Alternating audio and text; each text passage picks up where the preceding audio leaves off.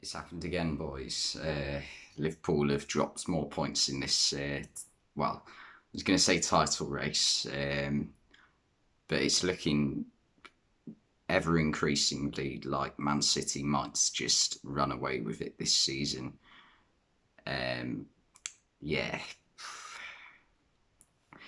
But yeah, focus on the positives first. Liverpool were the dominant side in the first half, and created a fair few chances as well, to be fair, but didn't take any of them. Nunez had a couple, Salah had one, and yeah, they need at least one of them needed to be taken.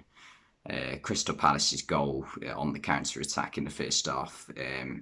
For me, it's a brilliant finish by Wilf Zaha, and it is a good counter attack by Palace, but it comes down to a couple of things, right? So Nat Phillips, I like as a player. I think he's sort of an old-fashioned centre back who is a good footballer, good with the ball at his feet. But one thing he's not is he's not the most athletic player ever. He's got the strength, but he just hasn't got the pace at all. So when you know that, you can't in this like right hand side for Liverpool, you can't have Trent going forward, Harvey Elliott being the creative player in midfield on the right hand side, and not have and not have a quick centre back on the right hand side who's willing to cover. If you're going to play Nat Phillips and have Trent going forward, you need someone to tuck in Jordan Henderson, who's on the bench. Harvey Elliott, in all fairness, had a brilliant game and was probably Liverpool's best player throughout the entire game. Um, but you need someone who can do that defensive job if you're going to have a player who hasn't got the pace to catch up with Wilfried Zaha. Um, so that was the main problem with the first goal, because what happened was Harvey Elliott and Trent have gone forwards to attack, and Fabinho has had to come out of position. He hasn't won the ball, and that leaves a hell of a gap between Liverpool's midfield and defence for Abire Eze to pick out Wilf Zaha, and it is a great finish. And yeah, Liverpool just didn't take enough of their chances. I've seen Darwin Nunez get a lot of criticism for his finishing. Now, I think Darwin Nunez isn't. I don't think he is a clinical finisher. I think what he is a striker who is very, very good at getting himself in good positions to get chances. And if you do that often enough, you're going to score a lot of goals. And Darwin Nunez has done that so far in his Liverpool career. He's played 120 competitive minutes for Liverpool, and he's scored 2 goals and got an assist. That is a very good return. However, what is not good is 15 minutes in the second half, you're fighting to get back into the game. You cannot allow yourself to, I don't know, get frustrated, um, get annoyed at one of the opposition players, in this case Joachim Andersen. I don't know if Andersen was saying anything to him to wind him up, but you got to keep a cool head. You can't, you especially can't just full on whack someone with your forehead in the nose. Just stupidity, madness. Yeah, there's no other words for it really. It's just not a good look at all. I cannot part. I can part. I can't. No, no, you can't. I'm just trying to think. Like, it does it being in the Premier League make a difference, but you'd get sent off for that anywhere, surely, if the league is being refereed properly. Just complete stupidity. And the worst part about it was he had 2 bites of the cherry as well, because there was one like 10 seconds before on Anderson where he's gone with the back of his head, he's missed. Anderson's then given him a tap on the shoulder and said something like, I don't know, presumably like, oh, that was close, stop it or something. Um, and he's giving it another go. It's just ridiculous. But fortunately for Liverpool, Luis Diaz, who had pretty much had a poor game up till that point, after Nunez got sent off, um, pulled Liverpool out of trouble. Scored a quite brilliant goal, similar to the one he scored against Tottenham last season in similar circumstances as well. Just dribbled past the entire Palace midfield and defence, it felt like, and got brilliant shot off into the far corner. One of the goals of the season so far. Great goal.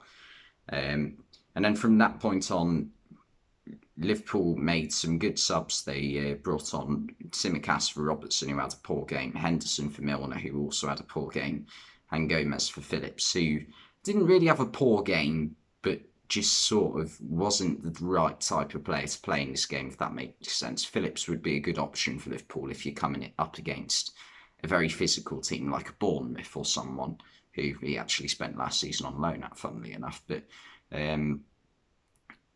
yeah, that's where Phillips would be more suited. Definitely not a team who play counter-attacking football and can hit you on the break. But yeah, and also Liverpool were quite lucky in a few instances. If Wilf Zaha, although he did really well to score the first goal, if his touch had been a bit better on multiple occasions tonight, he could have added another goal. Yeah, Liverpool did have a few chances towards the end of the game. Probably Mo Salah and Trent having the pick of the bunch, but not really coming close. Carvalho came on also and had a volley go wide, but it just wasn't enough. Palace did defend very well, but Liverpool did look a bit lost for ideas in the last 10 minutes of the game. It was putting crosses in when you haven't got a striker, like, just not a good idea, especially when Palace have got 3 centre-backs in the box to head them all away. Joachim Andersen again for Palace put in a brilliant display. I thought he had a really good game against Arsenal last week and did the same again this week. And yeah, he looks like a player who could be in for a big move come next summer if Crystal Palace don't have a brilliant season. Although Palace, to be fair, out of the first 2 games they've had this season, if you'd have offered them a point coming out of it, I think they'd have taken it, because it is a very tough start to the season they've had in terms of the fixtures. But yeah, it's just a bit disappointing from Liverpool. It's the first time since 2010 a Liverpool player has been sent off on his Anfield debut. The player that was Joe Cole against Arsenal in, I think the commentator said it was exactly this day as well, the 15th of August, so exactly 12 years ago. So yeah, and it's the first time under Jurgen Klopp a player's been sent off for violent conduct as well, which is surprising considering he's been there coming up to 7 years now. But yeah, it's just a bit disappointing tonight from Liverpool, to be honest. That none of the players really had what you'd call an outstanding game, but maybe Luis Diaz for the last 20 minutes of the game or so. But yeah, just not really good enough from Liverpool tonight. And this is now Liverpool are now 4 points behind, and Man City, that's a massive advantage. In fact, at the moment, you'd probably say Arsenal are the side most likely to challenge City if this continues. I don't think that's the most ridiculous statement ever. They are looking really good, and they handled Crystal Palace a damn lot better than Liverpool have just done, and also brushed aside Leicester City with like relative ease. But looking at Crystal Palace's team tonight, it was a lot better. It's offensively organised. Midfield played well as well. Czech Decore, I thought, had quite a poor debut against Arsenal, but tonight had a very good game. Alongside Ibire Eze as well, good game too. And yeah, very positive performance for Crystal Palace. Definitely not for Liverpool. But yeah, thanks for watching, and I'll see you next time.